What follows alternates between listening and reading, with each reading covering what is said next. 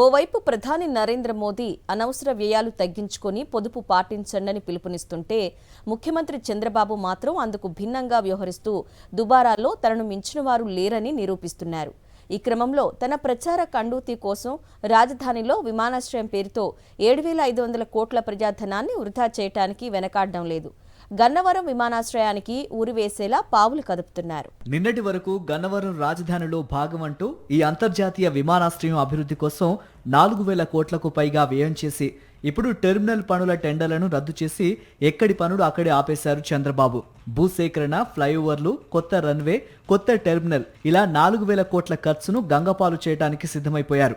ఈ క్రమంలో అమరావతిలో 4,618 ఎకరాల్లో 3,409 కోట్ల పెట్టుబడితో కొత్త విమానాశ్రయం కట్టడానికి సిద్ధపడుతుండటంపై రాష్ట్ర ప్రజలు భగ్గుమంటున్నారు.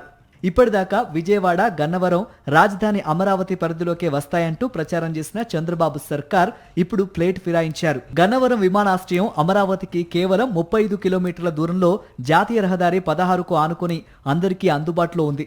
పైగా పశ్చిమ బైపాస్ ద్వారా 30 నిమిషాల్లోనే రాజధానికి చేరుకునే వీలుంది. ఇవన్నీ లెక్కలు వేసుకునే అంతర్జాతీయ విమానాశ్రయం విస్తరణకు ఏకంగా 700 ఎకరాలు సేకరించారు. భూసేకరణ సమయంలో గన్నవరం కూడా రాజధాని పరిధిలోకే వస్తుందని హామీ ఇవ్వడమే కాకుండా విమానాశ్రయం విస్తరణకు భూమి ఇచ్చిన రైతులకు రాజధాని ప్రాంతంలో అభివృద్ధి చేసిన ప్లాట్లు కేటాయించారు. ఇప్పుడు ఈ విమానాశ్రయాన్ని అమరావతికి తరలించడంపై స్థానికులు ఆగ్రహం వ్యక్తం చేస్తున్నారు.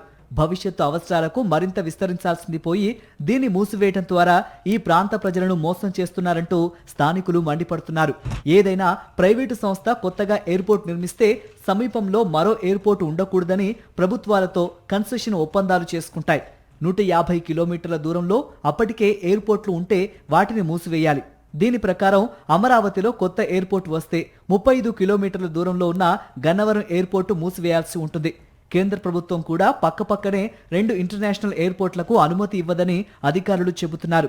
శంషాబాద్ ఎయిర్పోర్ట్ వచ్చిన తర్వాత బేగంపేట ఎయిర్పోర్ట్ మూతపడినట్లే అమరావతి ఎయిర్పోర్ట్ వస్తే గన్నవరం విమానాశ్రయం కూడా మూసివేయాల్సి ఉంటుందని స్పష్టం చేస్తున్నారు. అయినా అంత పెద్ద లండన్లోనే ఒకే విమానాశ్రయం ఉండగా గన్నవరం సమీపంలోని అమరావతిలో మళ్లీ కొత్తగా విమానాశ్రయం నిర్మాణానికి పూనుకోవడం పట్ల సర్వత్రా విస్మయం వ్యక్తమవుతోంది.